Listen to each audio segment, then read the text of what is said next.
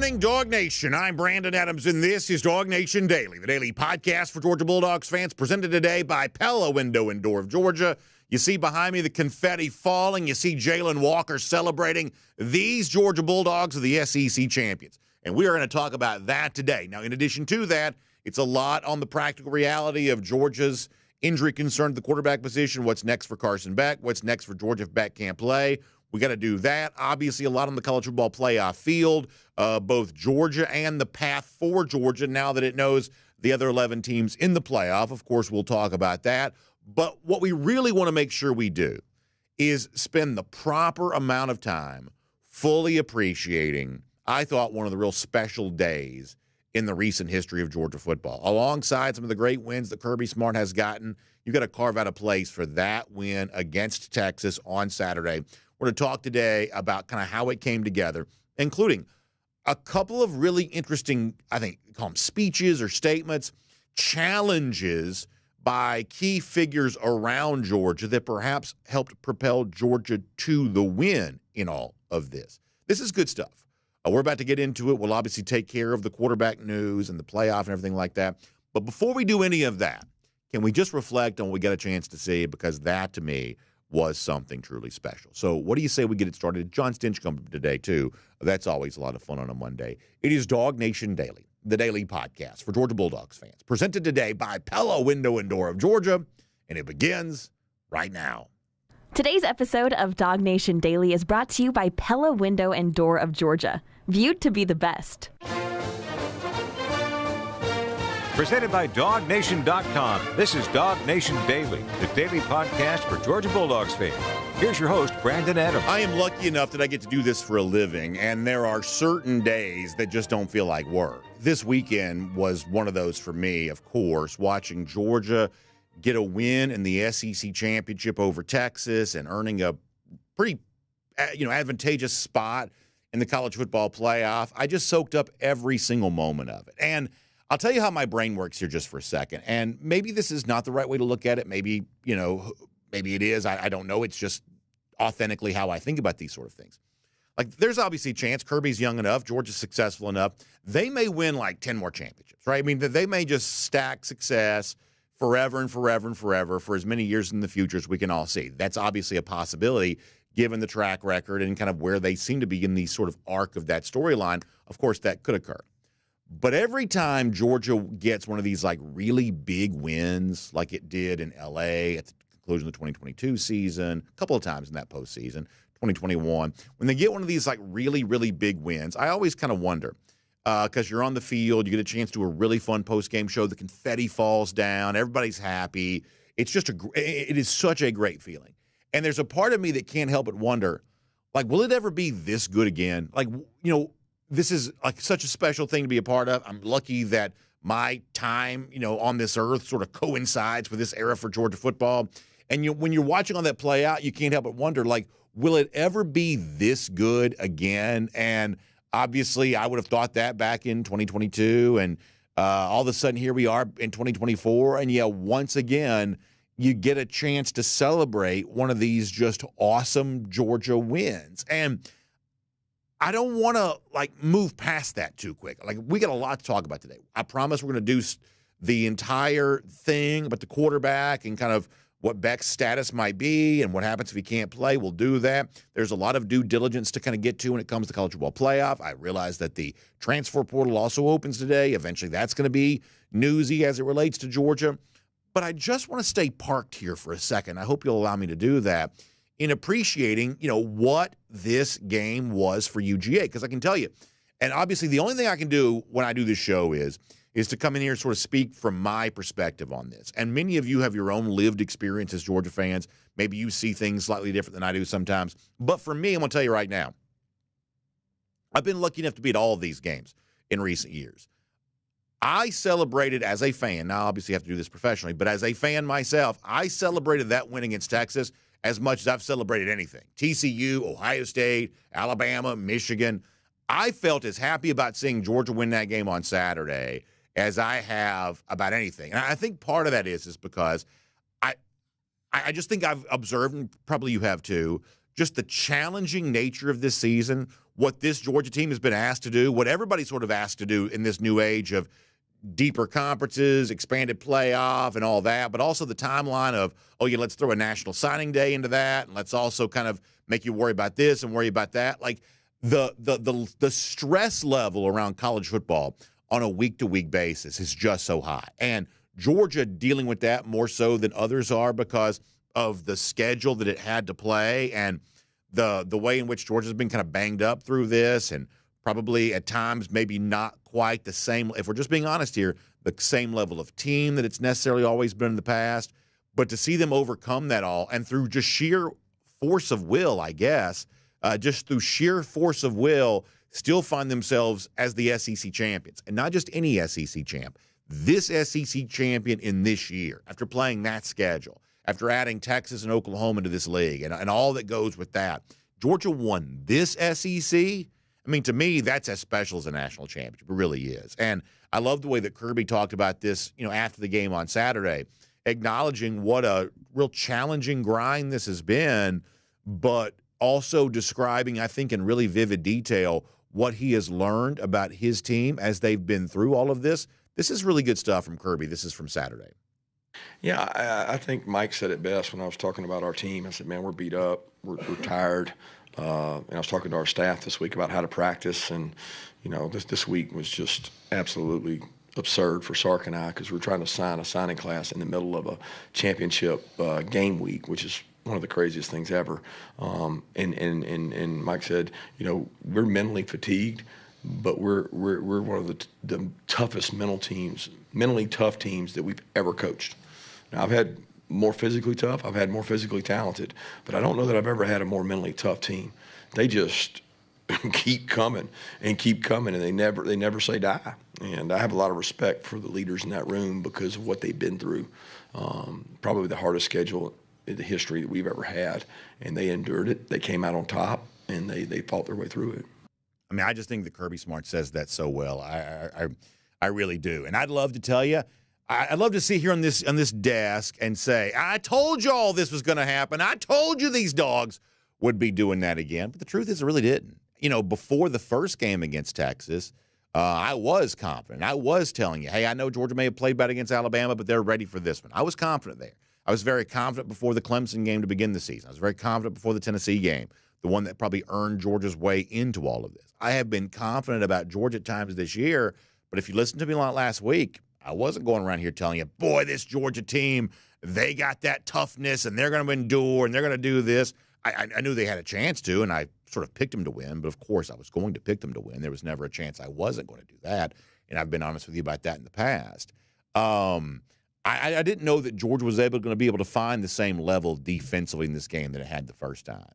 And I didn't know that Georgia was going to be able to certainly, kind of keep it going and even perhaps in some respects raise its level of play offensively once your starting quarterback went out and your backup quarterback came in. Like, I would say I've had a, kind of a front row seat for the mental toughness that Georgia's put on display for most of the season. But even I was kind of blown away by how much they're able to show in this moment, in this spot, against what I think is a very good Texas team, albeit not nearly as battle-tested as Georgia is, a very good team. They just find something new. They just don't tap out. They just don't quit. And they don't play with, like, the week-to-week dominance that maybe previous Georgia teams have had. So it makes, I think, predicting them to win a little more difficult to do. I think even for someone like me, a little bit of skepticism sometimes creeps in, but they just don't quit. And they absolutely did not quit, did not tap out, given every opportunity to do so in that game on Saturday. So I think it's important to kind of dive deep here for a second on the sort of why and the how of all of that.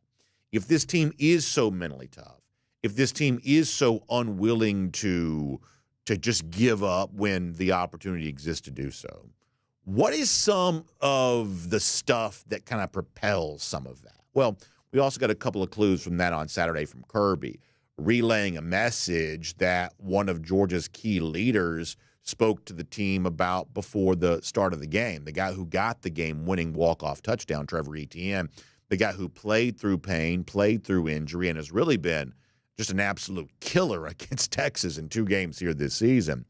I thought that Kirby Smart gave us a really interesting behind the scenes on this here for a minute. And obviously, as someone who's sort of the chief Gator hater around here, this sort of thing really works on me. The idea that someone like ETN says, I had to get out of Florida so I could come here and win. Well, of course I enjoy that. I'm not going to pretend that I don't.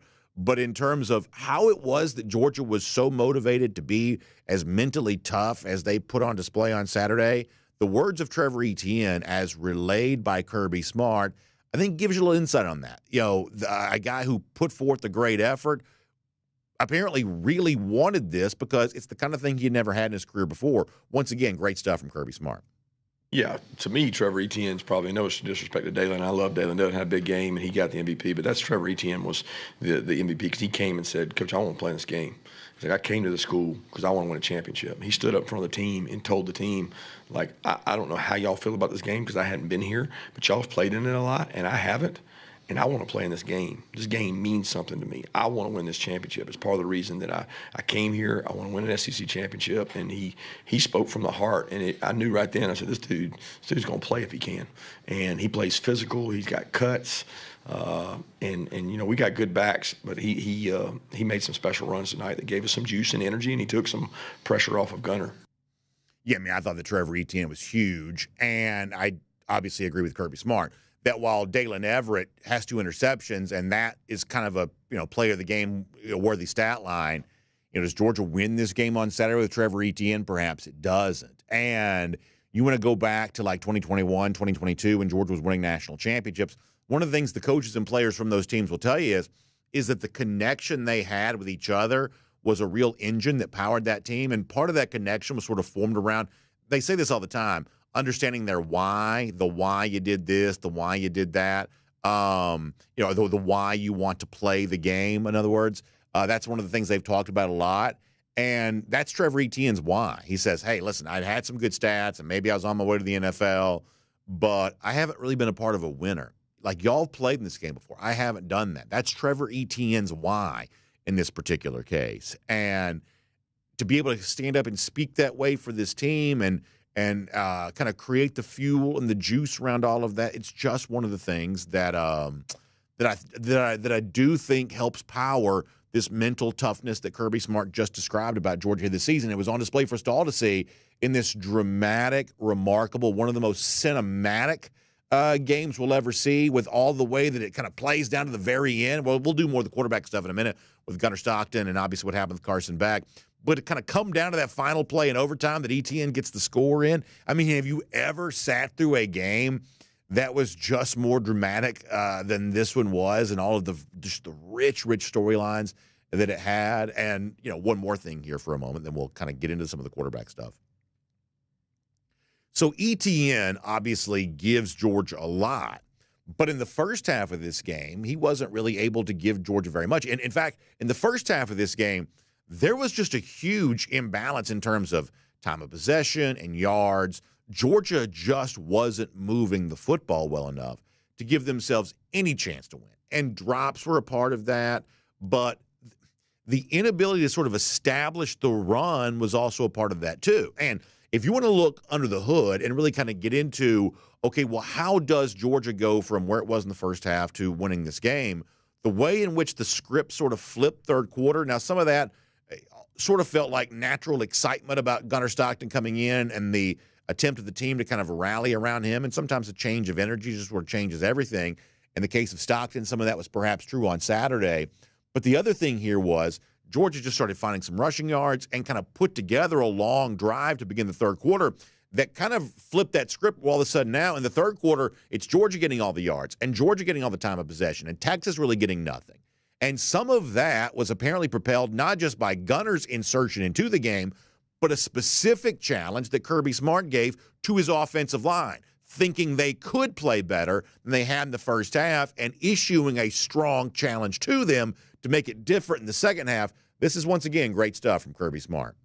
Yeah, I got on them at halftime. I was disappointed because I think we got a good offensive line. We got good backs. And it wasn't that they were stoning us. We couldn't get the run game going. I mean, I didn't feel like it was just, just mashing us. I mean, we'd get 3 or 4. It's hard to run the ball in the SEC. They're the number 1 defense in the country for a reason. But, man, if we were going to go out and have a chance to win, we were going to have to rally around Gunner. We were going to have to be able to run the ball.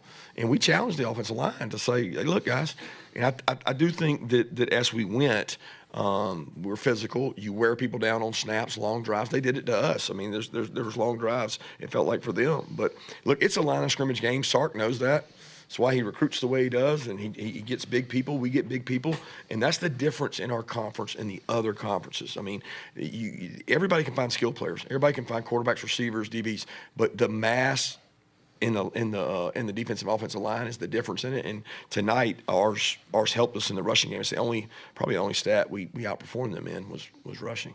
I love all that from Kirby Smart, including his description at the end about why the SEC is different as a league. And I can't help but think it's Smart saying all that. Sometimes Georgia's good enough to kind of share some like locker room video and stuff like that, and maybe they'll put some of this out. Maybe they already have, and I just haven't seen it. But can you imagine what the scene was like at halftime? And I promise we're going to do a lot on the quarterback stuff here in a moment. But with Beck's injury, with the realization they're going to have to go to Gunner, the thought of, man, the offensive line maybe hasn't played its best. Georgia's not really getting anything going offensively. Can you imagine in that moment, as if you're watching a video, you see him, kind of coming off after winning, but can you imagine in that moment what the challenge is like of, okay, everybody that's about to be on that field has to find a way to dig deeper than they've dug before and rally around a quarterback who hasn't played very much and produce in the second half again the way that Georgia seemingly has all year long. Can you find a way to do that? I mean, can you imagine how charged up that locker room must have been as everybody was sort of facing that specific challenge in their own way? And the fact that Georgia does come back and responds on all of that, I mean, you just can't say enough good stuff about it. It will be, for me, as long as I live, one of the most memorable wins I ever observed from these dogs. It was a commendable performance. It was a game and a win for the ages. It's the kind of thing you sort of only get in an SEC championship because this conference championship game has just always meant so much more than all the others do. And perhaps it's the kind of thing that could propel Georgia to a national championship, but whether it does or it doesn't, whether it results in a happy end of this season or if eventually some sort of loss is coming, I don't think it takes any of the specialness away from what we saw there on Saturday. Georgia is the SEC champs. Another number is about to go on the wall, and that in itself, all by itself, is certainly worth celebrating. My name's Brandon Adams, and this is DawgNation Daily, the daily podcast for Georgia Bulldogs fans, presented today by Pella Window and Door of Georgia. We're happy with us, no matter how you are, video, radio, podcast, just glad you're here.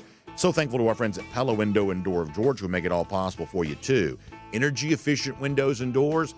When it is as cold outside as it has been lately, that is what you want. You want to feel good on the inside of your house. That means no drafts, no breezes getting in. Everything just sort of nice and tight and sealed, and that means all the energy that you're spending so much for in this time of year is staying on the inside of your house where it's supposed to be. And by the way, your home looks great on the outside. Your home is probably your most important investment. So taking the best possible care of it, that's just the best way to be a good homeowner. And so upgrading your windows and doors are a great way for you to do all of that. So when it's time for you to have that conversation, I want you to reach out to the Pella experts and let them tell you all about this. They're not going to try to push you towards something. They're going to try to educate you on why the Pella product is just, so recognized as the real leader in this space for folks all over the place. So have that conversation. Go online. Pella, it's PellaGA.com. I'll make sure I give this right. PellaGA.com/DawgNation.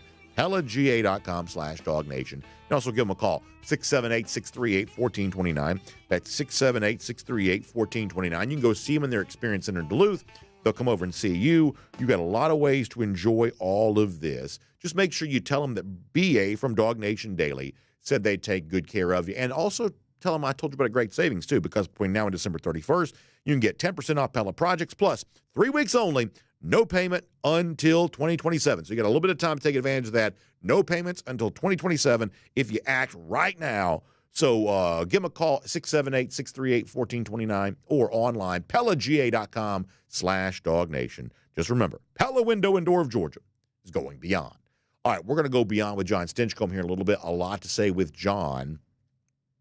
That's going to be an awesome time. Prior to that, though, let's go around the doghouse. Poured today by our friends at Dr. Pepper. And I got to tell you, I had a great time with Dr. Pepper here this weekend. They were kind enough to invite me to be a part of the big weekend they do, celebrating with some of their, great, vendors, distributors, things like that.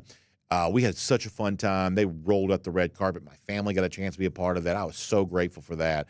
Dr. Pepper is just deeply entrenched into college football, the SEC championship in particular. So we had a lot of fun with our friends from Dr. Pepper. And I always love the SEC championship because the Dr. Pepper is flowing all across the stadium and all throughout the city, really leading into the game. So that was a really cool thing with me, for me. But in addition to that, as we're around the doghouse presented by Dr. Pepper today, we got to get into what was obviously the main storyline apart from the Georgia win, and that's the situation at quarterback. Carson Beck injured on the final play of the first half. We don't know the severity of that injury. In fact, on the record, it's not even been confirmed exactly what part of the arm it was that the Beck's injury, where it occurred, although we certainly have educated guesses on that. And while we don't know the severity, we also have reason to believe it's probably not a great situation for Carson right now. And we probably won't get very much in the way of on-the-record confirmation about any of this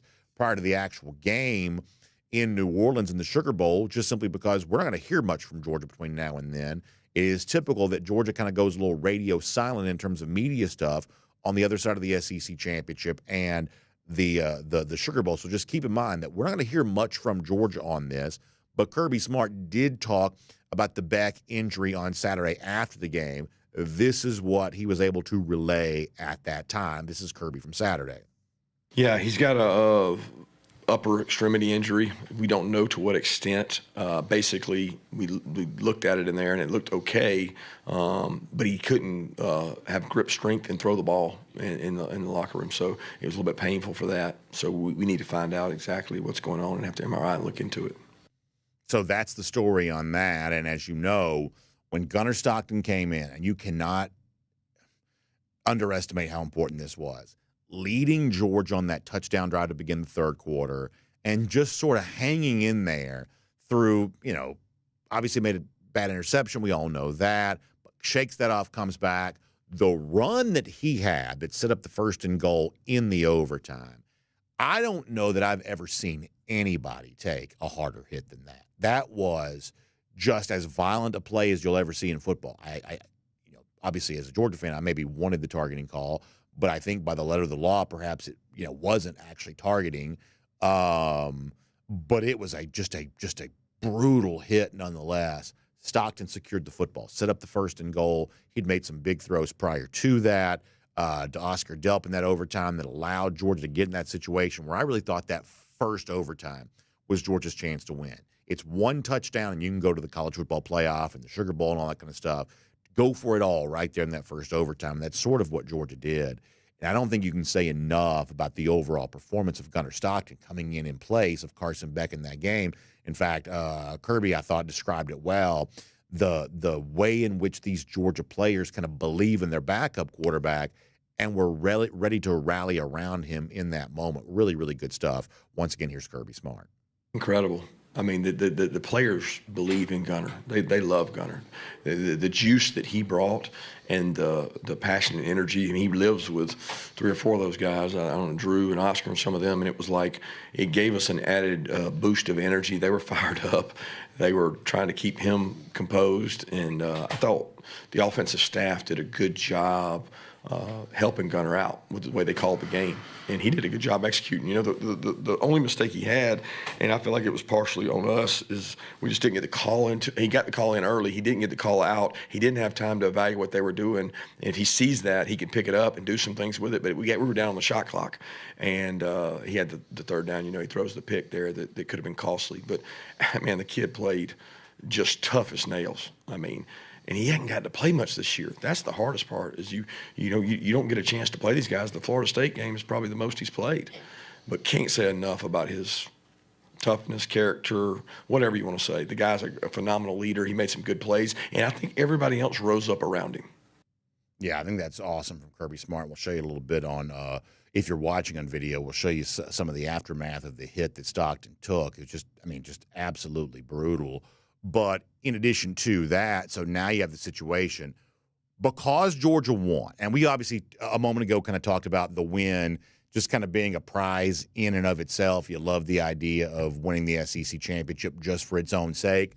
But now let's broaden this out and say, because you won, you get a prize now befitting a game like that. And if Georgia really is in a situation where it's about to have to play its backup quarterback, well, now they get a chance to put a game plan around him. And maybe we'll find out some sort of, great news about Carson Beck that's actually not nearly as severe as you originally thought. Obviously, I'm not a medical professional. I'm not going to do a whole lot of open speculating about stuff like that just because I'm not really smart enough to do so.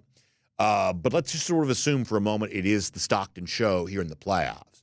Now you got some time to sort of build a game plan around him and be a little bit more comfortable with that. That time could be really valuable for Georgia between now and January 1st for a lot of reasons, but the quarterback position in particular.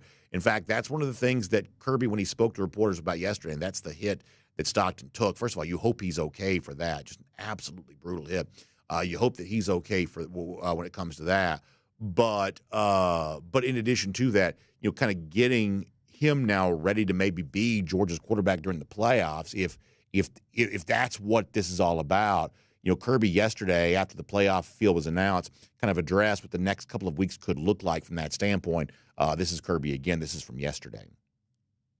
I certainly think, there's no good script, right, for losing a quarterback or having to go to your backup. There's not a great script for it. It certainly wasn't a great script last night to have to do it against the number one team in the country on defense.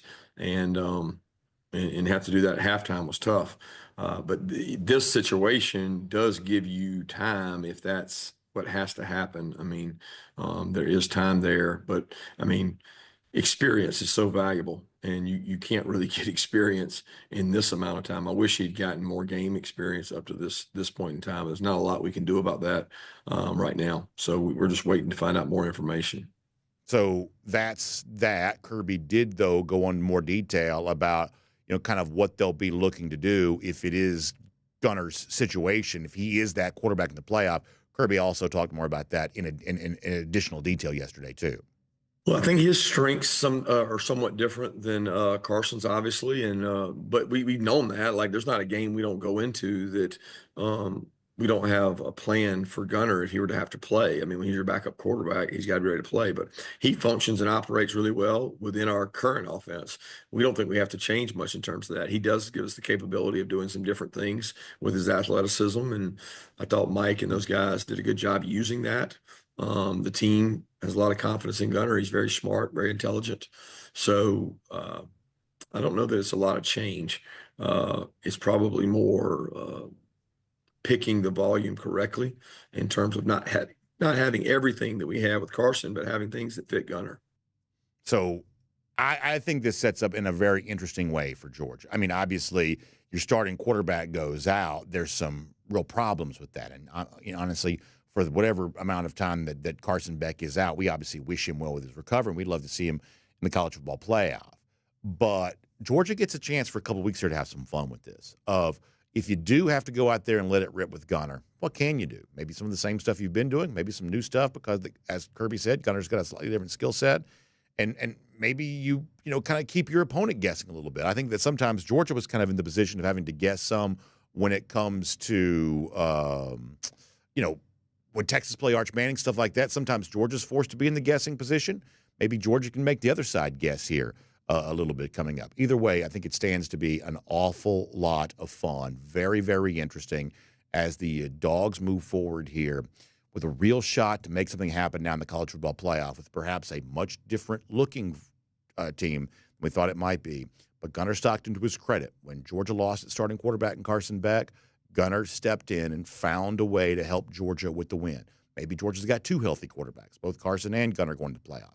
Maybe Carson's not able to play. Obviously, the nature of the hit that he took would lead you to believe that maybe that's the case.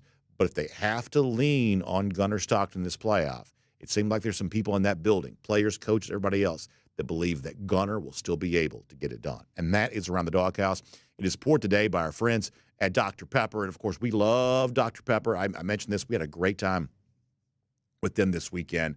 They just do an amazing job when it comes to college football playoff and the SEC championship game. And you saw the Dr. Pepper stuff all over the stadium on Saturday. Obviously, the halftime show with the football toss is always a lot of fun. They actually brought those barrels that you throw into to our DawgNation Invasion tailgate on Saturday. That was a lot of fun. By the way, big announcement coming up on that later on, too. We got so much to do. But Dr. Pepper just does a great job. And so we talk about college football and Dr. Pepper. Obviously, it's a Pepper thing. And so if you want to make the most of your upcoming college football playoff experience, as you know, I believe you got to get stocked up on as much of that great tasting Dr. Pepper as you can, the rich one-of-a-kind flavor, whether it's the Dr. Pepper strawberries and cream. I like the Diet Dr. Pepper, the Dr. Pepper Zero Sugar. Obviously, there's the regular Dr. Pepper out there, too. It's just the delicious flavor that's sort of been connected to college football for as long as any of us can remember. So make sure you enjoy some. And, of course, it's great to have Dr. Pepper bringing Around the Doghouse to us here today. All right, we got a lot to do. A great conversation coming up right now with a guy that knows what it's like to win an SEC championship, and certainly proud of these dogs the way they got that done on Saturday. Let's get ready to speak to the great former Georgia All-American Jon Stinchcomb here today on DawgNation Daily, presented by Pella Window and Door of Georgia. From Athens and across the SEC or wherever the recruiting trail may lead, here's a DawgNation.com insider. I got to change out my batteries in my little earphones here. Sometimes that happens. So I'm going to tap dance for a second and talk about how great Jon Stinchcomb's house looks. Got the Christmas tree in the background. Obviously a lot to celebrate when it comes to this SEC championship. Jon, it was for me one of the most memorable Georgia wins of sort of this recent time here, given the extenuating circumstances of it, not the least of which we just talked about. Georgia was forced to play without its starting quarterback. What did that win for these dogs mean for you? It was an incredible stretch of football. You look at really the past 6-7 weeks and the gauntlet that Georgia had to run through. It was pretty incredible. The 8 overtime game that leads into an SEC championship battle with one of the best teams in college football. And Georgia was up to the challenge, and it was just exciting to watch. They faced some adversity, obviously losing Carson at halftime, and it's you never want to lose your starting quarterback, especially in a big game where you're trailing. But when it comes at halftime and you get just that few extra minutes to kind of prepare, shift gears, rally around the next guy up, I think that really was advantageous for Georgia in a very difficult situation. So the fact that Gunner was able to come in and perform the way he did, and really the rest of the offense, you look at the play selection and their ability to run the ball, something they weren't able to consistently do in that first half. That was one of the bigger differences in defining moments and characters of this game, is in that second half, they were able to run the football and kind of unload some of the pressure that otherwise would have been squarely on Gunner's shoulders alone. So gutty performance by everyone, and much needed breath that Georgia finally gets to take before they have to get right back at it. And it comes at a really good time when you look at the schedule and you look at the college football playoffs and how it breaks out. Every team has played a long season. No one more so than Georgia. If you look at the games that they've played, the season of football that they've had to put together against some of the very best across the country, and there isn't another team that stacks up with Georgia and what they've had to face to get to this point. So I'm sure they're grateful to finally have this opportunity to rest and heal up more than anything, but also mentally get that time to unload so that they can reload once they get back out on the field. Can you believe that Gunner Stockton held onto the football after that hit that he took? Jon, you've obviously played the game. You've been part of the brutality in the line of scrimmage for a long time.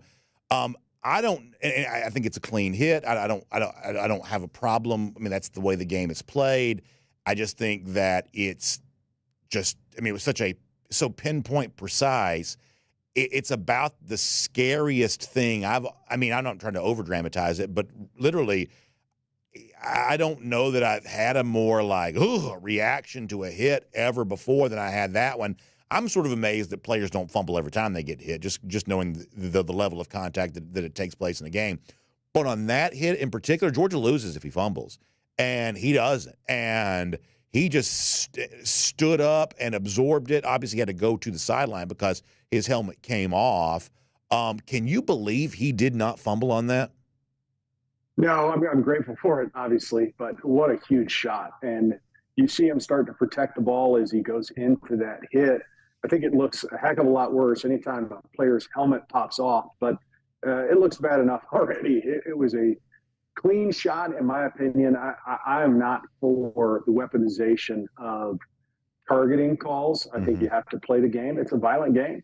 And when you have a runner, just so happens to be our quarterback, in the middle of the field and the safety comes up, that's what he's supposed to do. He's supposed to lay the wood, and boy, did he.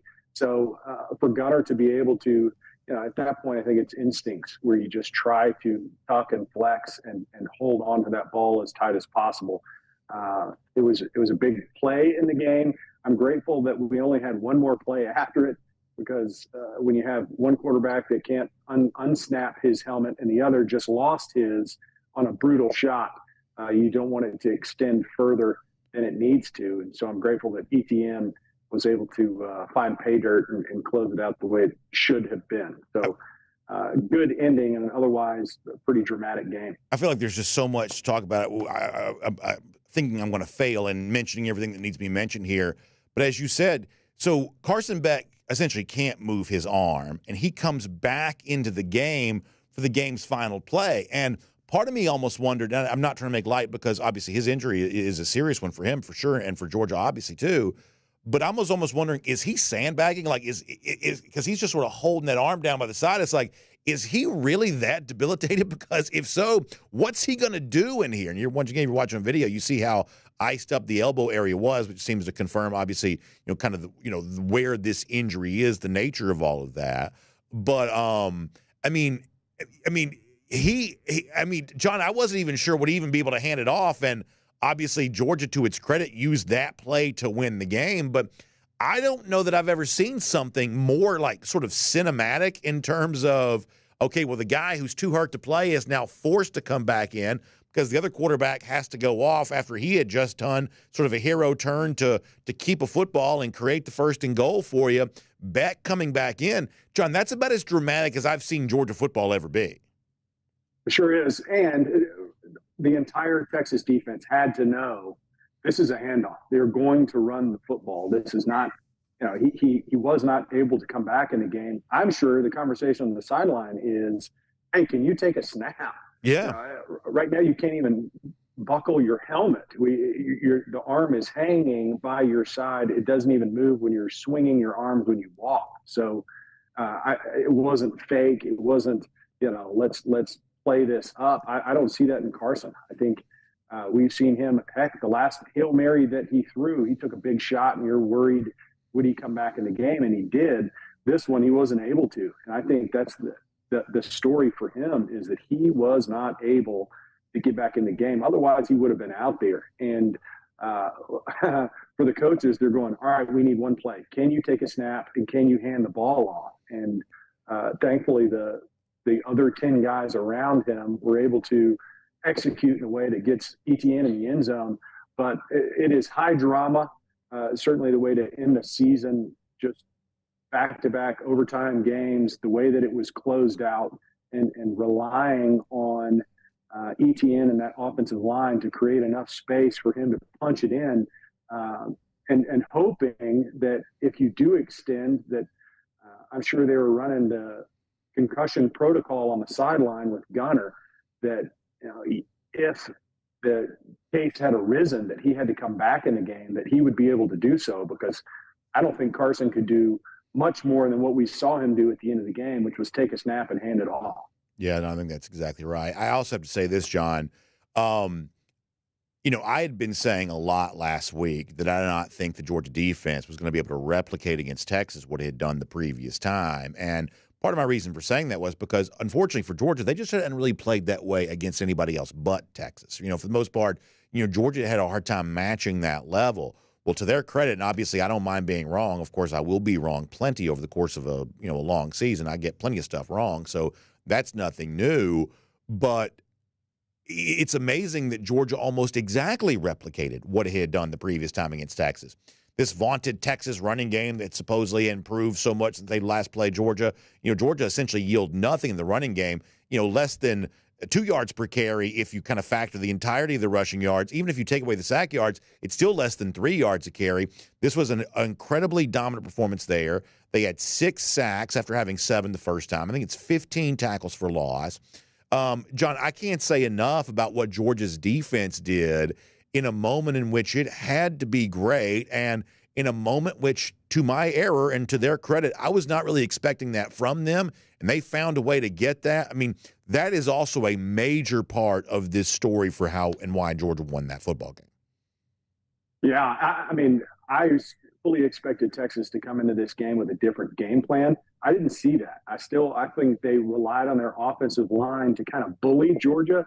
That's not how other teams have found success against this Georgia defense. You look at Georgia Tech and Alabama specifically, and it was their ability to have a running quarterback that kind of threatened the edges and that added option for the offense.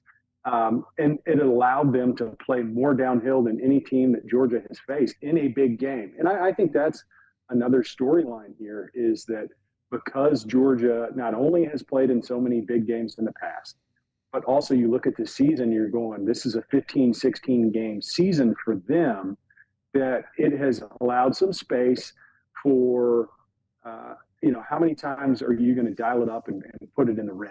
And Georgia seems to be, sometimes this season, if I'm going to be somewhat critical, they've played to their competition, that they haven't looked the exact same all year long, that, golly, this is the most dominant team. But in these big games, specifically against Texas, there is obviously a different level, a different gear that Georgia's able to dial in and pick up on, and have done so against Texas twice now. Not an easy feat, but Texas comes in with this game plan of, I trust this offensive line, 1, to create holes in traditional play sets, and 2, to hold up in the pass. And they weren't able to do either. I think you credit the variety of blitz packages and dogs that Georgia's defense brought. And then ultimately was the execution of the box. Those box defenders harassed Ewers all day long. They didn't allow the space for the running backs to get loose. And those were game-defining characteristics for this Georgia defense. And now that's kind of the level that we've seen them play in bigger games, when it's not that mobile quarterback added X factor that they have to account for. They seem to really step up, and other teams struggle in those scenarios. I think that's interesting. Let's kind of broaden this out now. And listen, it was a great win for Georgia, and I think, John, they got a prize befitting that win. Obviously, it's a trip to the Sugar Bowl and a number 2 seed in the overall college football playoff. When you look at the bracket here, I'm going to talk more about this, obviously, throughout the show here today. When you look at the bracket, I mean, there's no guarantee, because Georgia's going to be playing maybe with a backup quarterback, and obviously this is not a team that's played perfectly this season, so Georgia's performance can't be guaranteed. But when you look at who is on Georgia's half of this bracket, SMU, Penn State, Indiana, Notre Dame, Boise State, John, you couldn't ask for better than that. The teams that I would be, I guess, most concerned about playing, the Ohio States and the Oregons, and even, Tennessee, Texas, teams that Georgia's seen here this season, they're all on the other half of this bracket. I think this is a pretty advantageous draw for Georgia. Now, I do think there is some reason to wonder if Georgia is fully capable of taking advantage of it, just being honest. I mean, Georgia is not a sure thing this year the way that it has been in the past. But you have no room for complaints in terms of how the committee treated you, because if I could have handpicked the teams to have Georgia sort of bracketed alongside, these are the ones that I would have picked.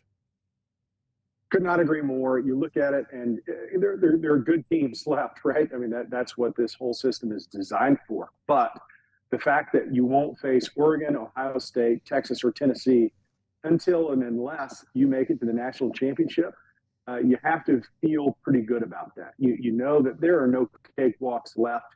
There are some matchup difficulties with every team that remains, with a few exceptions. But you look at these brackets and you say, I wouldn't want to trade places with anyone on that list. There isn't another team where I'm saying, you know what, if we were in their position, I think we would be better suited and better fitted to make it to the national championship. You look at the way the bracket was played out and how it's set up. And I think it's scripted for Georgia to have a good footing to put their best foot forward. And like you say, this isn't the same Georgia that we've seen that was dominant, and there was a few exceptions to where you felt certain that they were going in as the heavy favorite. I think they probably will be, at least until the national championship game, and hopefully that's what comes to pass. But if you're looking at the way the bracket is set up, it is as good as Georgia could have hoped for, including that first round bye. I think that was the importance of that SEC championship. I would hate to have to play the season that Georgia just did, which no other team that you're looking at, there isn't a logo that faced the challenges that Georgia saw all season long, the strength of schedule, and the teams that they had to play. And then if they weren't successful in that conference championship, to play another game this coming Saturday with those stakes as high as they are and as beat up as Georgia is, I think would have been a really huge ask. So to come in and be able to execute and finally win that conference championship and earn this time off was huge for Georgia and sets them up as good as you could possibly ask for a run deep into this college football playoffs, and hopefully ends in a national championship. What did you make of, I guess, the hottest topic yesterday, unrelated to Georgia, the committee choosing SMU after its sort of hard-fought ACC championship game loss over Alabama that obviously had some good wins and, of course, some bad losses and would have been the fourth SEC team to make it. What did you make of the decision to put in SMU over the Crimson Tide?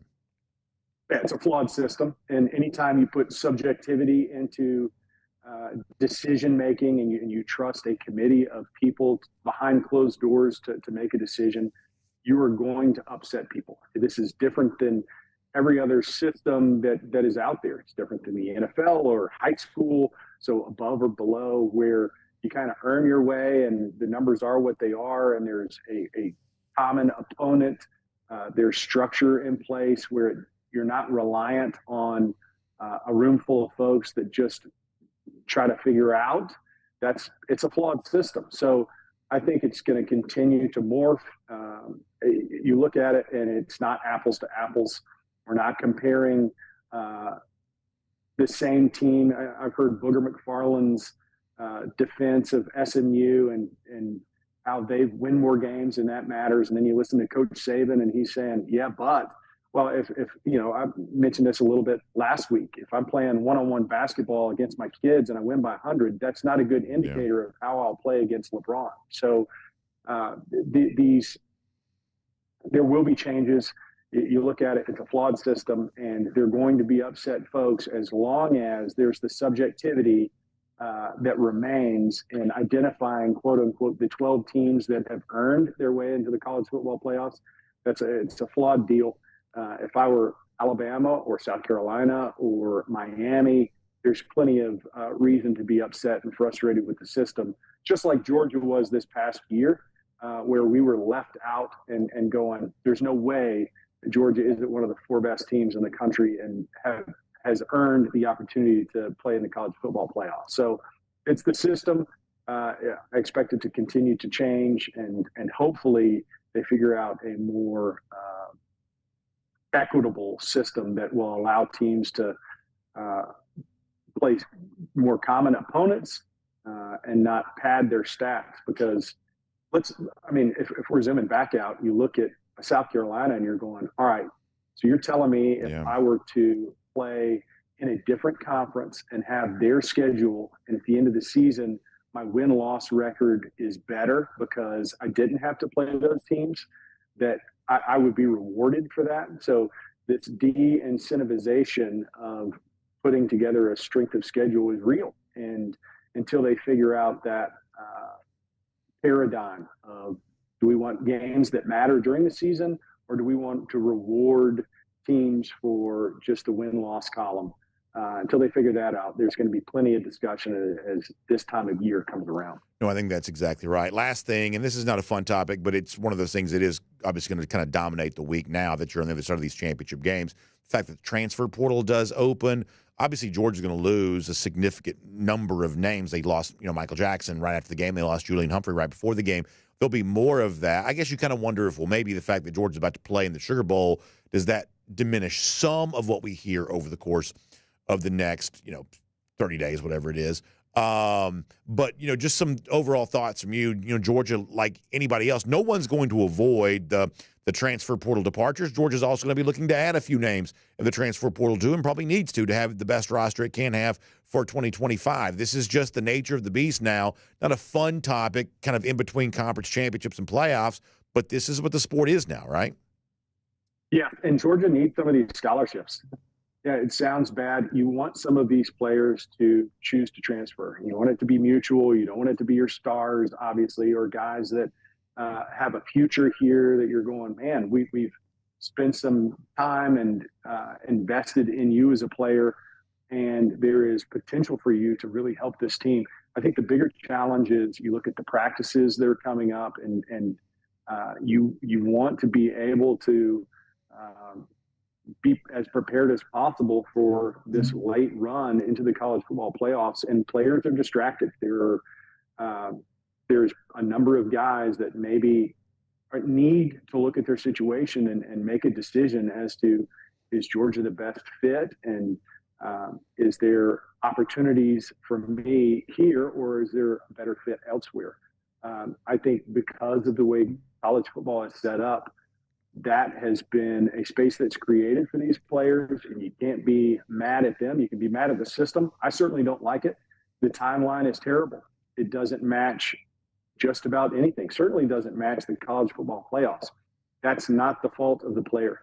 That's not something that they get to decide. What they have to do is play the cards that are dealt them. And because we live in a world where there's NIL and transfers, and that is a major piece of college football, we can't ignore it. We can't have unrealistic expectations for players, given that the game and landscape has changed the way it has. So I think you'll continue to see a number of players. I think historically you look at the guys that Georgia has quote unquote lost, and there have been a few that you're going, man, that hurts because of what they could be at Georgia. But for most, I get it. I appreciate what you've done, but there's probably better opportunities for you and better opportunities for Georgia if you went elsewhere. I think that's the other side of the coin is you're saying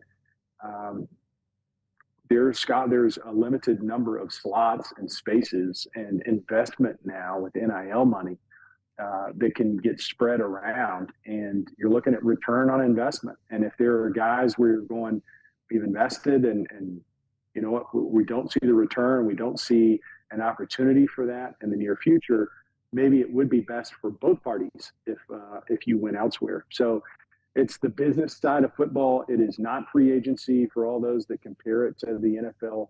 It is so different just because there's no contract, there's no guarantees, you're involving third parties, and you don't have to like it. For all the fans out there going, I don't like it, I'm with you. You don't have to, nor do they ask us. But it is the system that is currently in place, and it's what players and coaches and all teams are having to deal with. So Georgia's not alone in it. John, great stuff. We appreciate your thoughts here today. Obviously a fun win for Georgia and a really interesting month coming up.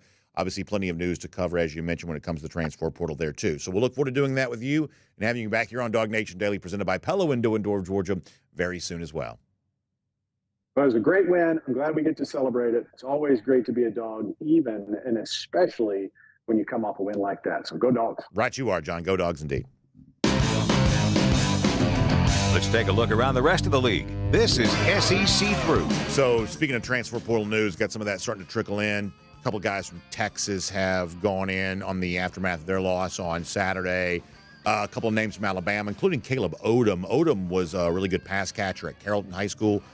He's now in the transfer portal, so that might be worth following. And then Eric Singleton, really good receiver from Tech. Singleton's a really good player.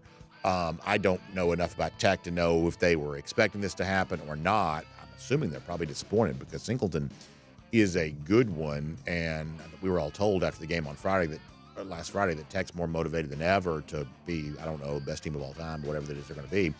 So I guess they'll do that with Eric Singleton. So tough luck there for the Yellow Jackets, a really good player, and I'm not joking about that. Singleton is a good player.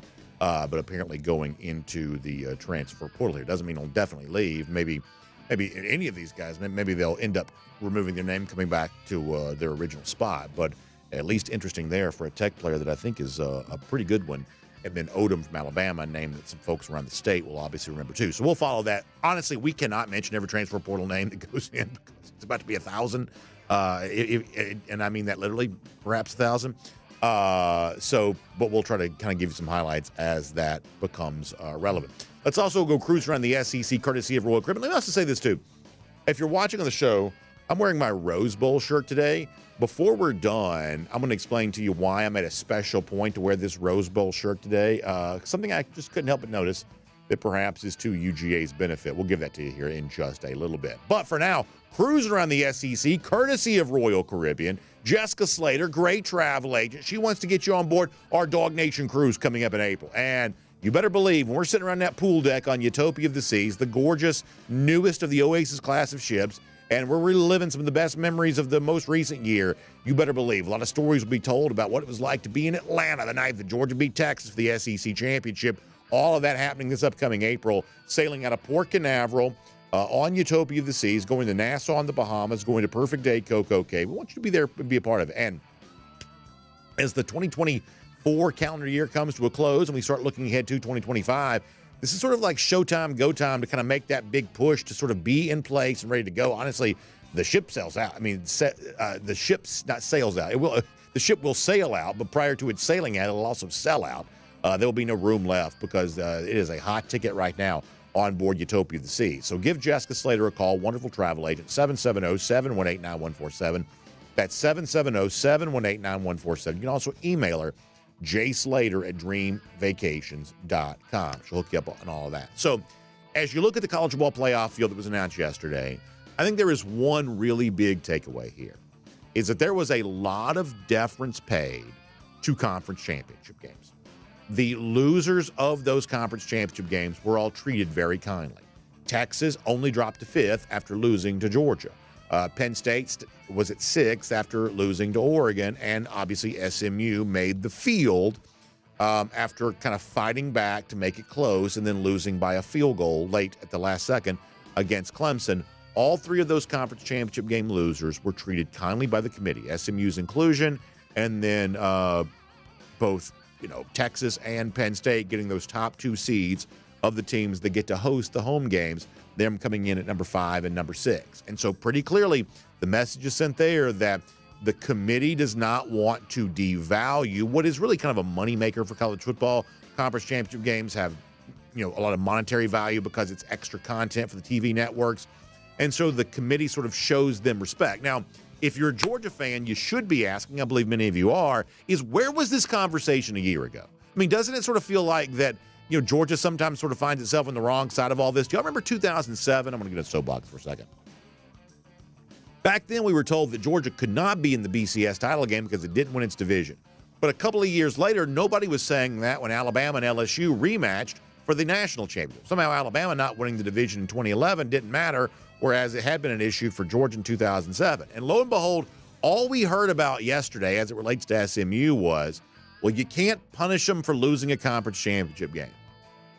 Where was that a year ago when we were standing on the table saying Georgia should still be included in the college football playoff, and nobody wanted to hear that at the time? So it's just kind of interesting that a year later, a conversation seemed to be taking place that Georgia would have certainly benefited from last year had the same thing, been able to be said. But magically, people that are saying that now weren't saying that a year ago, so you can do with that what you will. But ultimately, though, with this newfound respect that we seem to have for conference championship game losers, here is a big question that needs to be asked. And honestly, I don't think anybody's asking this, at least that I've heard, but this is a really important topic. I won't pretend to be an expert on how the ACC and the Big Ten kind of decide their tiebreakers. I honestly don't know very much about that.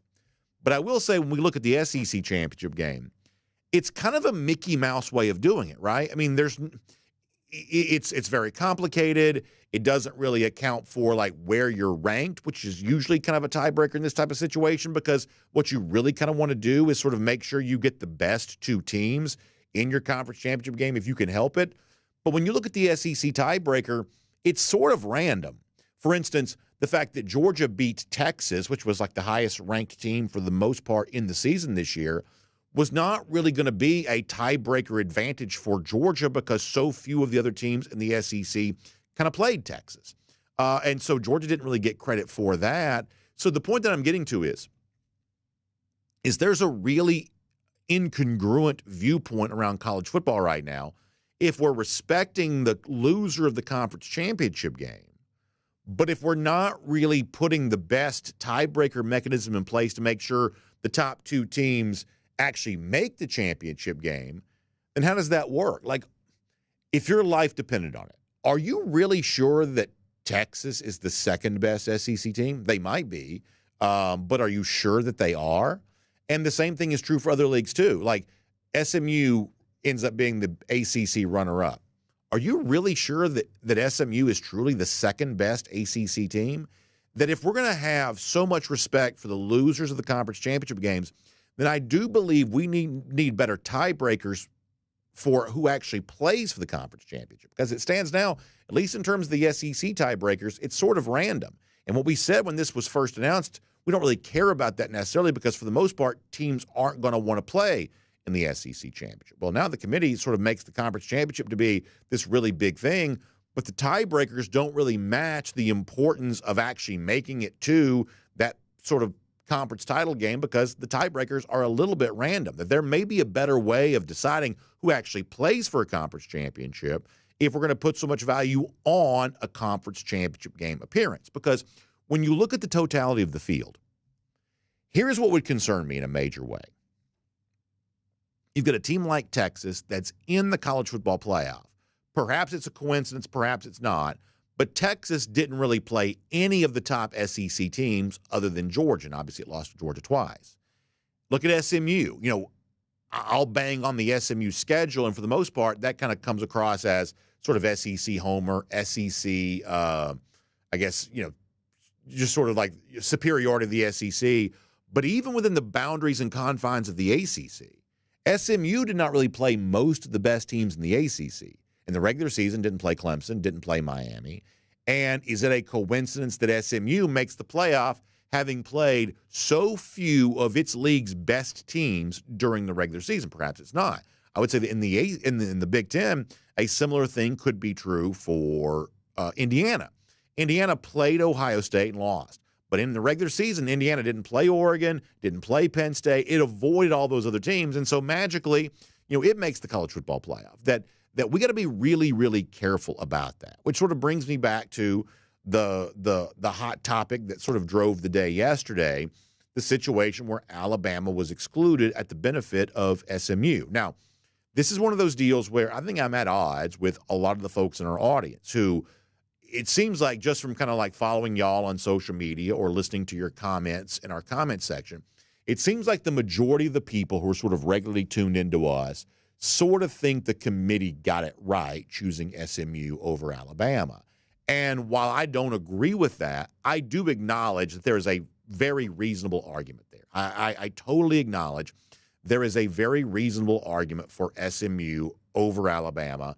And it sort of centers around the very bad game that Alabama played at Oklahoma. They lost without scoring a touchdown. It's a blowout loss at Oklahoma, just a 6-6 team.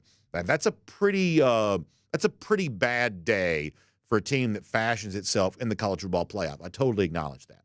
However, there are a couple of things here, though, that I do think kind of stand out to me about this that I do want to be a part of the record and a part of this discussion overall.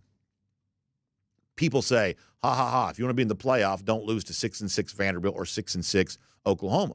But the truth is that this is an Oklahoma team that beat Tulane, and Tulane spent a lot of the year ranked in the top 25, that we think of Oklahoma as bad because of how it looked against other SEC teams. But outside the SEC, they actually did fine.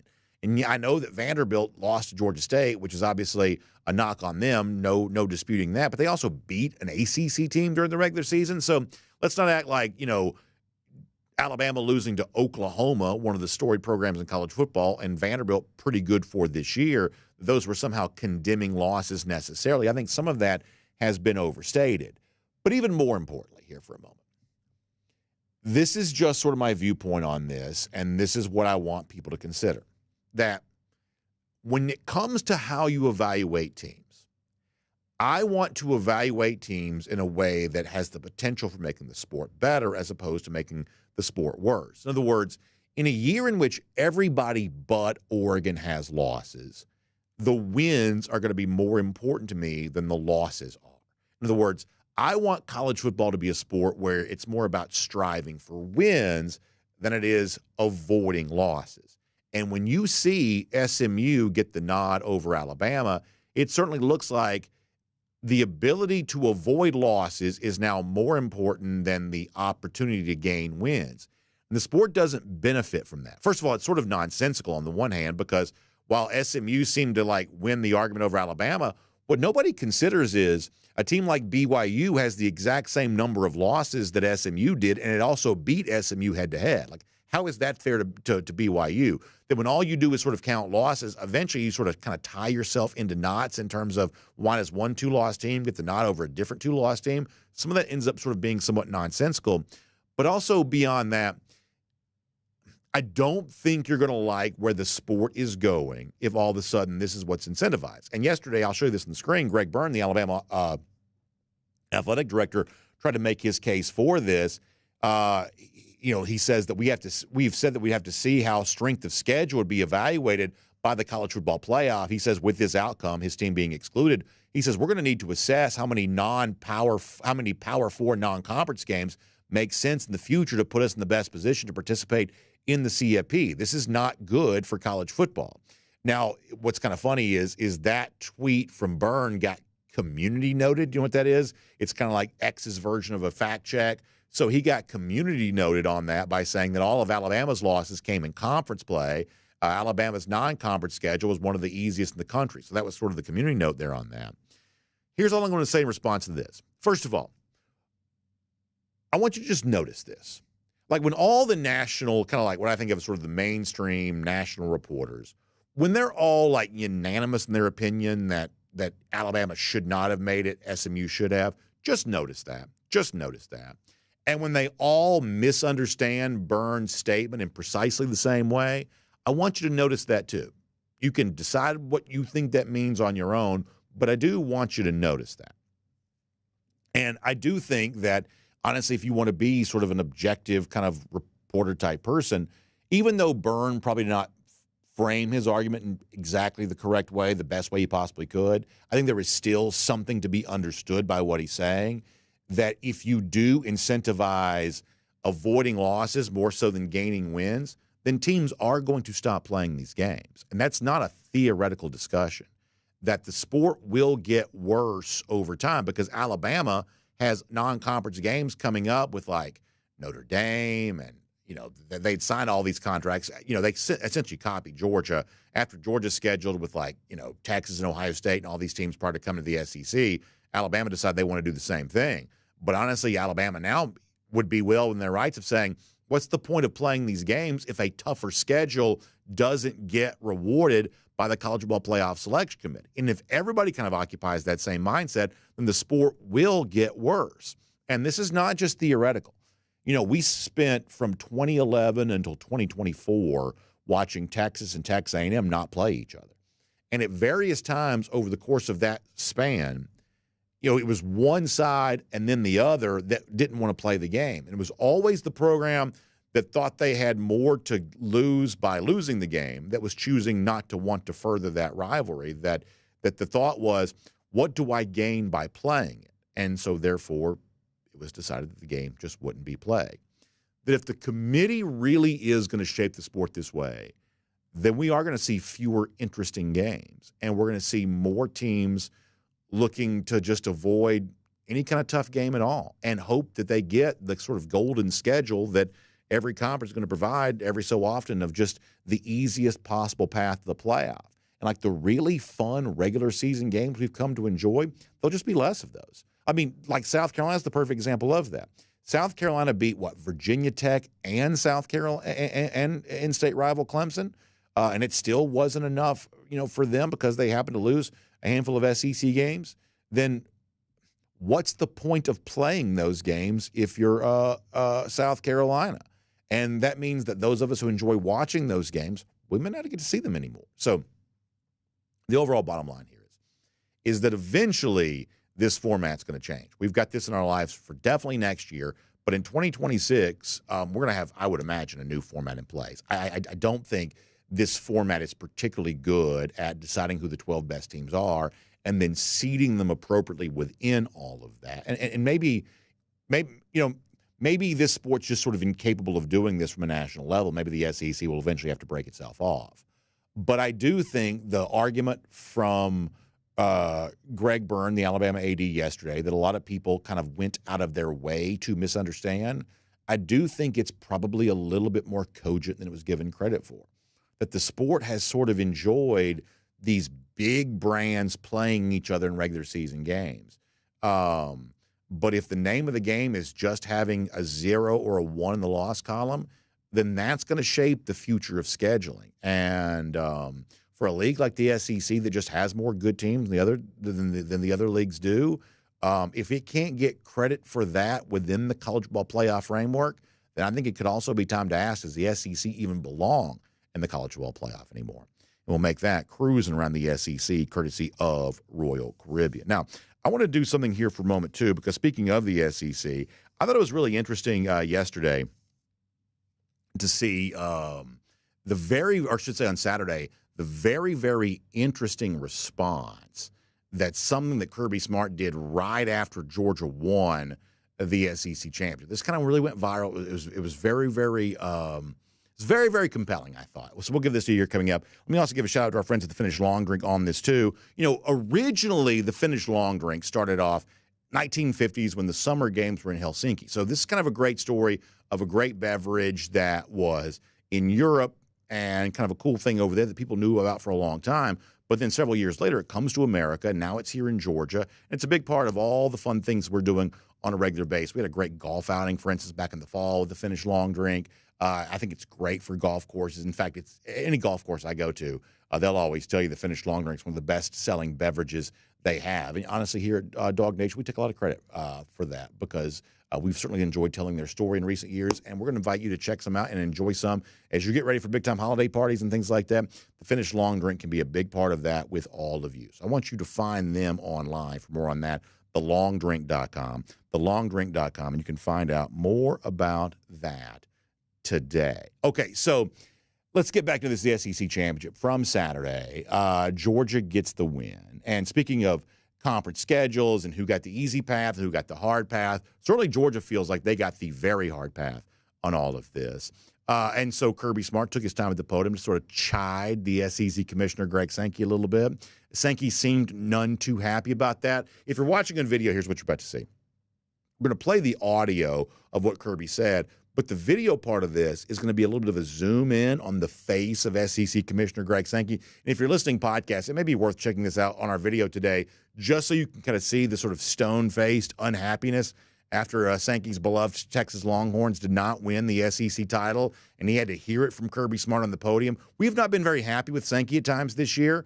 We're not quite so sure he's leading well through this challenging time for this conference. And so Kirby taking a little bit of a jab at him was A-okay with us. This is Kirby from Saturday. A lot of folks were talking about this.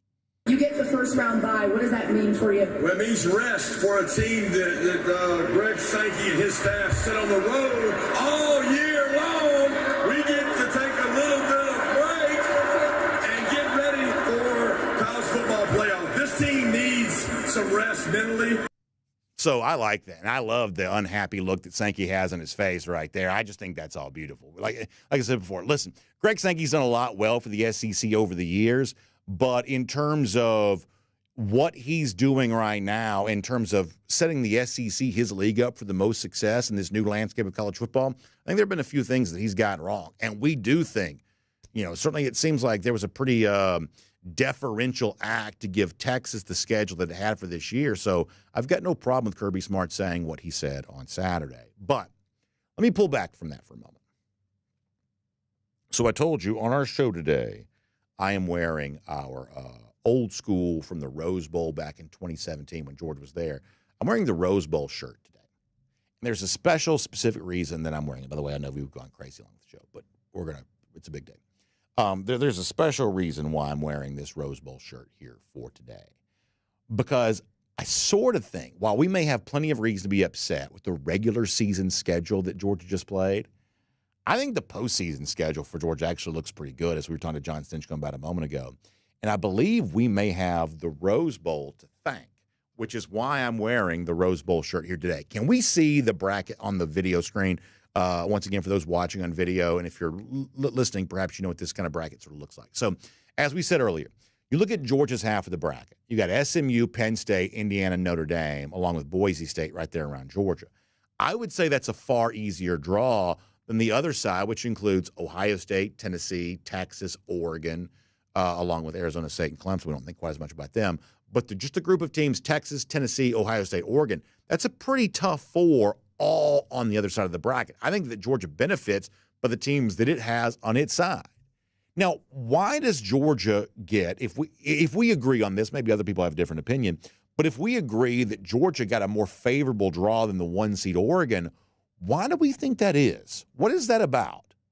Well, this is where my friends at the Rose Bowl come in on all of this. This is why I'm celebrating the Rose Bowl here today. Look at what Oregon is set to do. Oregon is set to go to the Rose Bowl as the Big Ten champion. But the Rose Bowl being the Rose Bowl loves stuff that's like 80 years old. I mean, they are just so in love with their traditions, and college football forever has sort of bent over backwards to protect their parade and all the other stuff that they're about. Like, college football has just, like, hand in, whatever the saying is, bend over backwards, hand in fist, just giving the Rose Bowl everything that it wants. Well, you know what the Rose Bowl wants? If I had to guess, the Rose Bowl wants themselves a traditional Rose Bowl. That means an old-school Pac-12 type of team like Oregon taking on an old-school Big Ten type of team, assuming that Ohio State could beat Tennessee. So I believe we have the Rose Bowl to thank if Georgia really did get a favorable draw, because I believe the only rematch that's kind of set up right now in this tournament is the potential of Ohio State and Oregon playing in the quarterfinals. And I believe the reason why that rematch was allowed to stand is because it's an old-school Rose Bowl if Ohio State can beat Tennessee. So therefore, you cram Ohio State, Oregon, Tennessee all together. Texas is over there, too, because they were trying to avoid the rematch between Georgia and Texas. And that leaves Georgia facing the sort of teams that most Georgia fans think, even the backup quarterback, Georgia might have a pretty good chance of beating. So if what I'm saying is true, then a big thanks to the folks from the Rose Bowl for kind of demanding they get an old-school Rose Bowl game, assuming Ohio State can win. And therefore, you put all those other teams on the other side of that bracket. I think that works out pretty well. Hey, one more thing here. You've got great stuff coming up when it comes to the Christmas season. Get ready to shop for all those folks in your life. The folks at Academy Sports and Outdoors also are setting up for you right now with all kinds of fun stuff for all of that. You can always trust them on that, whether it's a new basketball hoop or a fire pit or a deer stand or anything like that. The folks from Academy Sports and Outdoors, they were a big part of our DawgNation Invasion tailgate on Saturday, and they're going to be a big part of all the stuff you have going on this holiday season. In fact, they're the official sporting goods and outdoor retailer of the SEC, and that is a big part of your holiday season. So get ready to enjoy all of that. Academy Sports and Outdoors is your destination to support the red and black, and you can get some great-looking UGA gear. Great to have them as a part of our DawgNation Invasion tailgate on Saturday, and great to have them getting you stocked up for everything you need for Christmas season there as well. So shout out to them. Good to have them as a part of DawgNation Daily right now. By the way, big announcement here, and we'll give you a couple of golden shoes. Speaking of all the fun in New Orleans and getting ready to do all of that, don't forget, Atlanta Sports Trips, DawgNation Invasion, we're getting ready to invade New Orleans here too. So coming up in the days to come, you're going to be hearing about special travel packages, big pregame parties, game day tailgates, all the fun stuff on that. There's so much to tell you about today. But the fact that we're getting ready to launch a big DawgNation invasion to New Orleans is going to be a big part of all this too. That is going to be an awesome time. Cannot wait for all of that. So make sure you check that out. We are going to be telling you all about it, how you can get a hotel stay, pregame tailgates, all the fun stuff. Our friends of Atlanta Sports Trip is going to power all that for you. Let's also give a couple of golden shoes here today. The first one here, speaking of Greg Sankey being unhappy, our buddy Matt Rukavina, who is always a big part of all the stuff we do, including calling our postgame show this past Saturday, says that's the face of a man whose employee is so valuable to the company. He can tell the boss off in front of everybody. and the boss can't do anything about it. Yeah, a little bit of almost an old school Stone Cold Steve Austin, Vince McMahon type thing between Kirby and Sankey on Saturday. That's kind of a cool thing from our buddy Matt Rugavina. We'll give him a golden shoe for that. And this one as well. How about the fun that Georgia fans are having with Alabama being, as the flag there says, eliminated from the playoff with the Alabama A, Kirby Smart laughing, and the Tuscaloosa News headline. This was put together from our buddy Sugar Ray, who wrote, "My sources in Tuscaloosa just sent me this photo that's dropping on the front page tomorrow." And then J.D. Dogwalker shared that with me, nominating that for a golden shoe. We'll give that indeed. Very, very, very funny stuff. So the Tuscaloosa News in our world, that's what the headline and the front page would look like today. Kirby laughing at Alabama as they are eliminated from the playoff. You love all of that. How about the lousy, stinking Gators and our Gator hater updater? 1,493 days. Oh, boy, we're getting close to 1,500 on the nose. That's kind of cool. That's how long it's been since Florida has beaten Georgia. That's our Gator hater updater. Y'all have a great day. We will see you back here tomorrow. DawgNation Daily presented by Pella Window and Door of Georgia. So much to talk about. We'll keep the discussion going, and we will see you then. And on video, time now for the R.S. Andrews cool down. R.S. Andrews, when you turn to for your air conditioning, heating, plumbing, and electric needs. They show up on time. They do the work that's promised, the price is promised. You can trust them on all of that today. So we're going to take some comments here, and we're going to have some fun, and we're just going to see where all this goes. Also, while we're doing this, as I'm taking comments, I'm also going to, just because I don't know when I'm ever going to get this in, I'm going to start trying to put some ornaments on my tree too, because I haven't really gotten the ornaments on the tree yet. So as we're doing some of this today, I may be kind of trying to put a little bit of ornaments here on the tree and kind of get that decorated here a little bit. Oh, we got Kaylee doing the Dr. Pepper toss. Can we see this? We told you we had the Dr. Pepper those Dr. Pepper barrels. And so Kaylee giving the toss here. Now, Kaylee was a very good athlete, softball player, things like that. Got a little spiral there. Look at that. Now, listen, Kaylee's my good friend, and so I would never, I would be very, very careful how I say this. Now she's doing kind of the chest pass it's famous for. You kind of wonder how much like favorable editing there was here. Did she throw a perfect strike on the very first one? Was this one of those? That's our guy Dari Pero from R.S. Andrews in the background there too. But Kaylee's got good form. It's a pretty good spiral. Throw it right into the bucket. It bounces out, but it goes right in there. So you kind of wonder how much careful editing there is with this. Look at that spiral. Honestly, you also have balls flying everywhere. That was an interesting thing for our broadcast setup on Saturday. But fun to have the Dr. Pepper cans there as a part of our DawgNation Invasion tailgate. And great to see Kaylee doing that. A really good athlete that she is there for sure on that. I'm also being asked here about the ReliQuest Bowl. By the way, we've seen a lot of Alabama-Michigan in bowl games. Now, this will be the third matchup between these two teams since 2019. I don't know how. The honest truth is, we laugh at the bowl matchups, but I pretty much end up watching all of them because, I mean, even in this day and age of like opt-outs, which we actually may have fewer opt-outs this year because of NIL contracts, things like that. But either way, I end up watching most of these games, although there's just not a lot of juice to that game, at least right now. It certainly appear. Michael Castleberry asking about Brett Thorson. Kirby did talk about that yesterday. They're also awaiting MRI on him. They're not going to reveal much about that either. But unfortunately, my feeling on that's a little bit similar to my feeling on Carson Beck. That it's like I'm not a medical expert. I won't pretend to know, but it's probably not great. If I had to guess, that's probably the case. Like I said before, we're going to try to hang some Christmas ornaments while we're kind of doing all of this here today. Otherwise, we're just never going to get this thing decorated because it's already December the 9th. Jonathan Aaron says, don't go down to that big city and gain 25 pounds at Cafe Du Monde on the beignets. So I'll tell you this. I do love beignets, and I do love Cafe Du Monde. I love the coffee. I love the whole thing. I like the original location, too. Open 24 hours. Sit outside, drink a coffee, and have that. I'm a messy eater. Like, I try to be like a sophisticated, distinguished person. But the truth is I'm just sort of a slob. I don't really mean to be. I just can't help it be. And so if I go to Cafe Du Monde, I get that stuff all over me. I'm talking about it's all over me. And last time I was there for the Sugar Bowl in 2019, going back to the hotel after having been to Cafe Du Monde, I had that white, because what a beignet is, if you don't know, it's sort of like almost like a donut, I guess, except it's more shaped like a rectangle, and it's got the powdered sugar just all over it. It's so good. A warm beignet with coffee is about as good as it gets. I mean, that's just so good. But I just get that powdered sugar everywhere, all over. I wear a lot of black, so it's like all over my black shirt. And I'm going back up the elevator, back to the hotel room, and this girl in the elevator goes, "You've been to Cafe Du Monde." And sure enough, the evidence is all over me, unfortunately. Let's see what else. Brodo Baggins says UG's in the playoff. Bama and Ole Miss are not. There's no argument made. LOL. Yeah, listen, I got no problem with Georgia fans who enjoy the fact that Alabama's going to be forced to watch this one. I got no problem with that at all. By the way, how nice is this little Georgia Santa Claus right here? So my wife and kids got me all these ornaments, although this one's broken. There's no way to hang this one. I may have to sort of sit it like there, like that. What can I do? Like this here for that. But my wife and kids got me all these ornaments.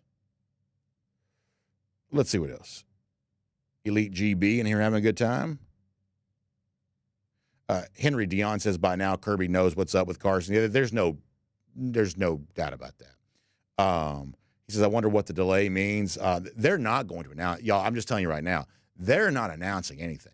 I mean, Carson Beck could have his arm amputated, and they're not going to announce it. They're just not. So it'll be interesting in New Orleans. There's obviously a little bit more like, a bowl game. There's just more like media availability. So there'll be a lot more of that kind of going on. But they're not going to announce anything. So, you can go up and ask any player you want to, hey, is Carson going to play? They'll all say the same thing. Oh, that's for Coach Smart to answer. They'll all say the same thing. Georgia usually kind of plays some games with its practice. Bowl games have typically sort of mandated some practice availability. Georgia will do like yoga or, there was that one of those games, maybe it was Indianapolis. I forget where they did like the sort of made up drill where all the position groups were sort of mixed together and they were doing just sort of nonsense stuff. Georgia will essentially, do whatever to protect this information. But I think the assumption we can likely make is that Beck's probably hurt. I'm not going to say too much about that just because I'm just not a medical expert. But, I see the same stuff online the rest of you see. I have no reason to dispute that most of that's probably true.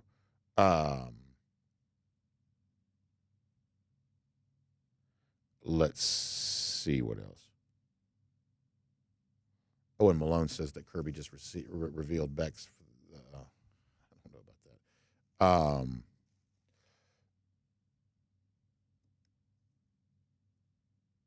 Let's see what else. Let me go back to DawgNation.com here for a minute. All right, so I guess there is news on this now. So let me go to DawgNation.com and read what's out there right now. Let's see if we can pull this up and see what's going on here on this.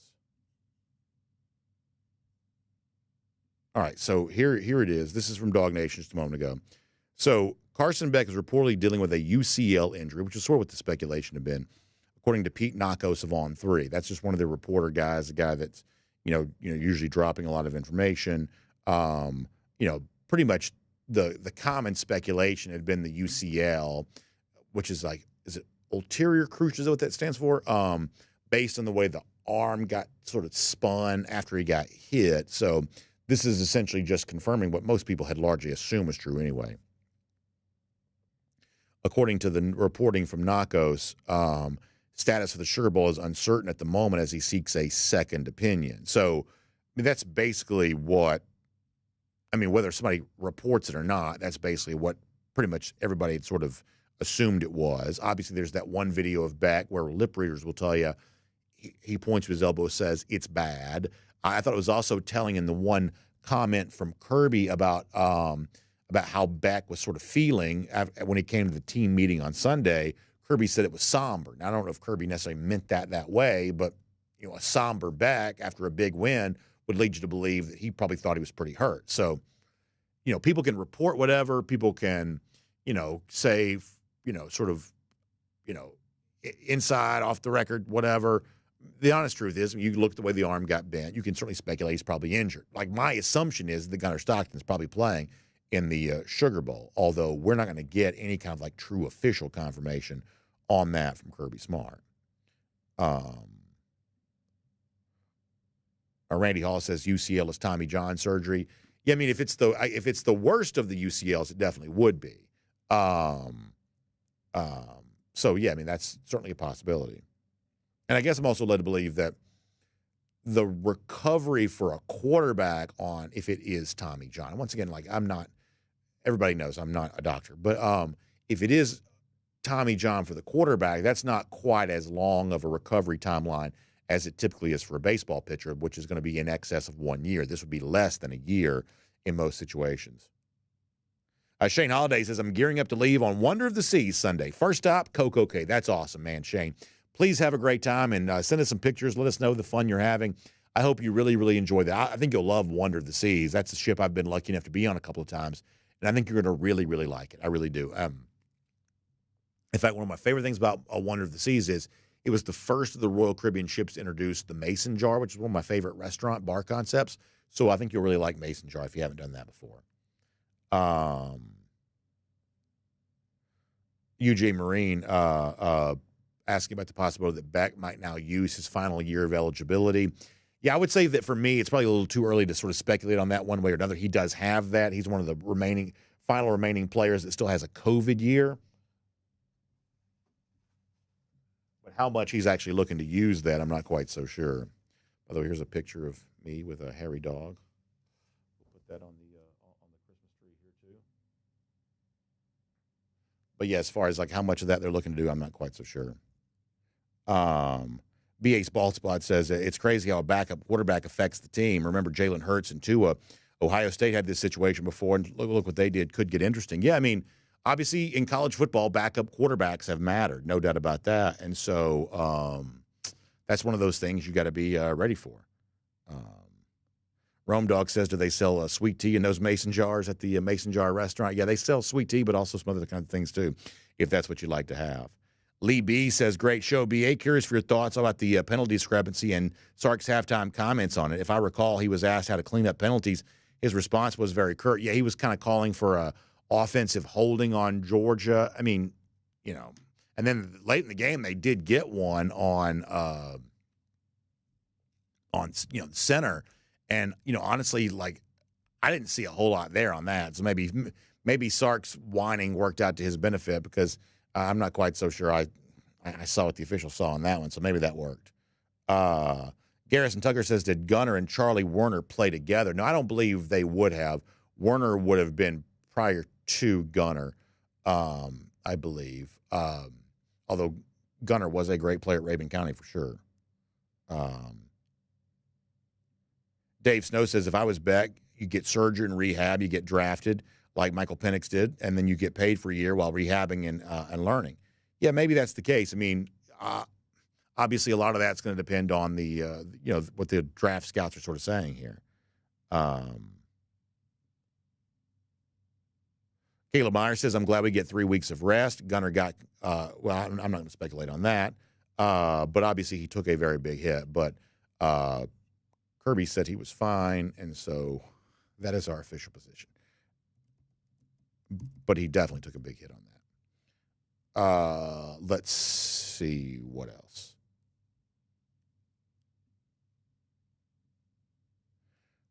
Let's go to Facebook and get some comments over there for a moment here.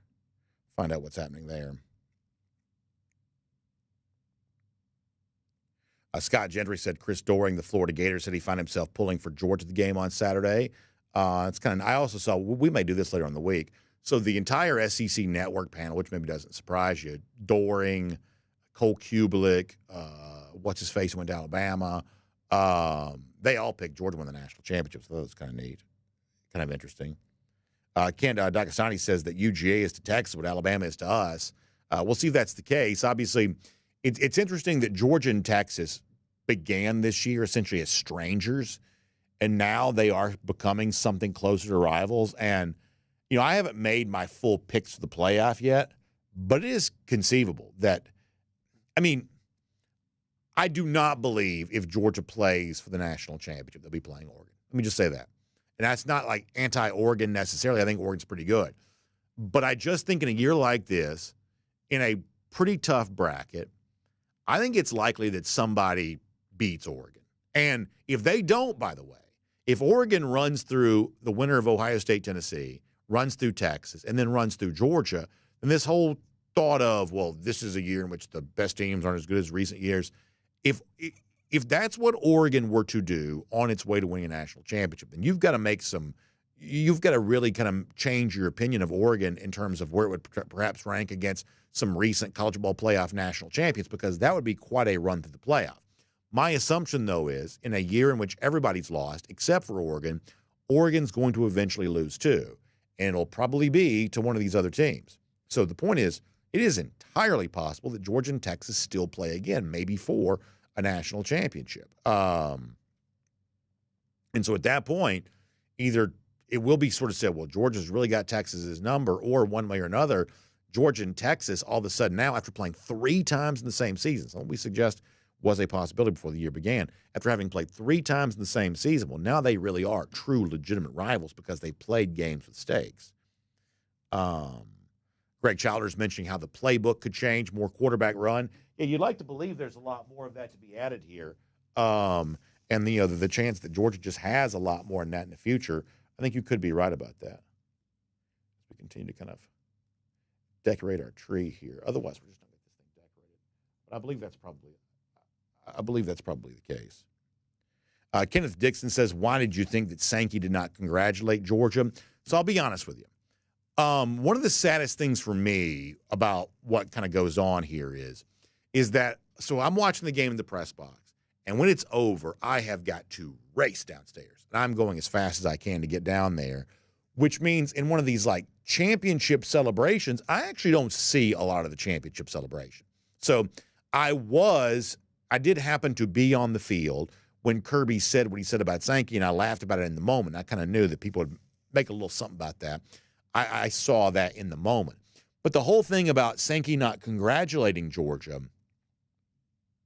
I really didn't see that. I have seen people talking about it, but I didn't really see that. And I meant to go back and rewatch it just so I could kind of see what people were saying on that.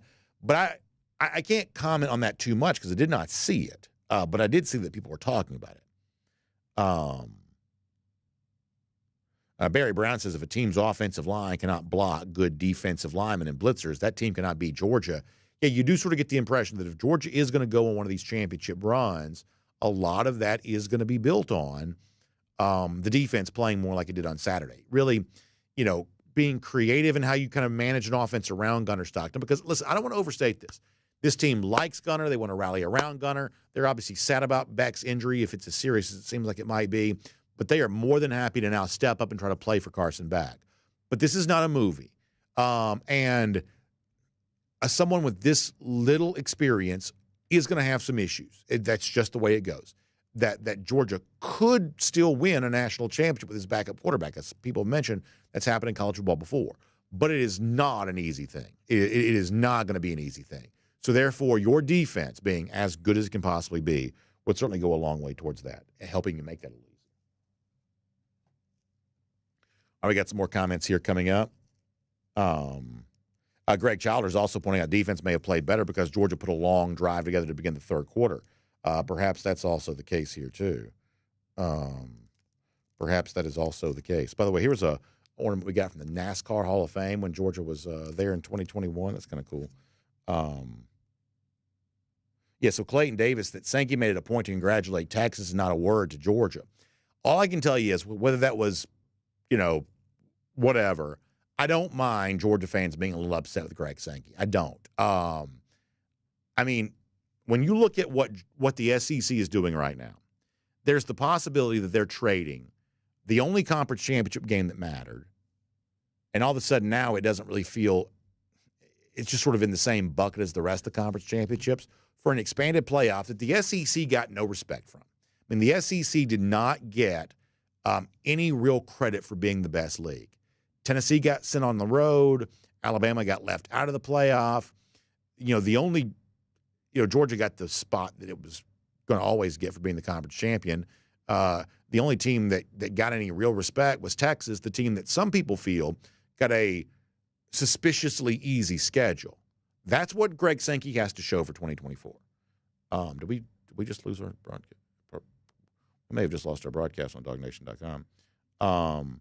That was just sort of what you have to show for that. So, yeah, I mean, if you're a Georgia fan not too happy with Greg Sankey today, I sort of understand where you're coming from on that. We appear to be okay everywhere else. We may have lost the show at DawgNation.com unless I didn't do something right. Over here at YouTube again for a moment.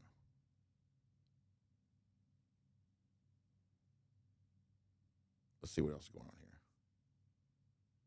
Obviously, a lot of Georgia fans having fun with Alabama being excluded from the playoff. And I think you're well within your rights to feel that way.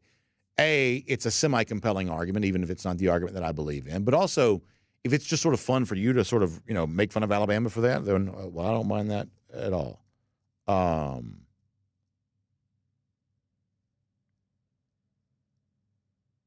Let's see what else. Lance D also says that Sankey didn't congratulate Georgia because he sold out for Texas hard. He made it clear that he's going to cater to Texas for their money. Yeah, I mean, if that's not the case, if they're going to be different than that, then they need to truly show that for sure. They need to, they need to truly show that if that's going to be if they're not going to sort of pay, sort of deferential, credit to Texas, they need to demonstrate that with how they, kind of behave here going forward. I think that's exactly right. All right, we're going to get ready to wrap up here in a second. Let's Go Dogs asked about the state championship games. I'm not going to be working for those, but I don't know if I'll get a chance to attend any of those or not. I would certainly like to, but I don't know if I'm going to get a chance to do that or not. It's a great question. I would hope so. Garrison Tucker says Indiana and Notre Dame is going to be a good game since they're both subpar teams, which is very funny. That's pretty good. I like that. Let's see what else. And listen, in the conversation about what Georgia is and what, the Carson Beck season has been, y'all have got to give that guy credit for coming back to that game. Because when your arm is essentially falling off, when you walk back on the field and find a way to kind of help Georgia score a touchdown in the game's final play, that's got to be a part of the Carson Beck lore forever, I believe anyway. I think that's the case. And yeah, somebody also mentioned Justice Terry. We'll get to the Justice Terry stuff here too eventually. D-Mart also mentions Chaz Chambliss. Chambliss had another sack on Saturday. He's got 6.5 sacks in the season. For a guy that was sort of not thought to be the dominant pass rusher, all of a sudden he's got a pretty good stat line going in terms of sacks for a season. For sure. So fun stuff, really, really good. A lot of great comments. Obviously, we got a busy week coming up as we try to chronicle everything that's happening. As the stuff comes out about the injury to Beck, we'll give you that. But for the most part, I think people kind of know what the situation here is, whether it's confirmed on the record or not. Obviously, there'll be transfer portal stuff eventually, although it seems like it's kind of gotten off to a little bit of a quiet start for Georgia here thus far. More of that perhaps trickling out in the days to come. But just a great win for Georgia and a really fun college football playoff with a lot to figure out about how Georgia gets ready for it all. So we're going to go for now. We'll come back to talk more about that tomorrow and throughout the rest of the week, y'all. This is a moment that Georgia's earned. A little bit of rest, a bracket that sets up for them pretty well. Now they just got to figure out how to get that same Georgia defense to come back and play the rest of this playoff. And what do you do if it is Gunner Stockton at quarterback? What do you do to build that offense around him? So a fun conversation. Y'all have a good day. Check out RS Andrews online, rsandrews.com for your air conditioning, heating, plumbing, and electric needs. They show up on time. They do the work that's promised, the price is promised. You can trust them on all of that. You can find them today at rsandrews.com. You can find us back here tomorrow for DawgNation Daily, presented by Pella Window and Door of Georgia. We'll look forward to talking to you then.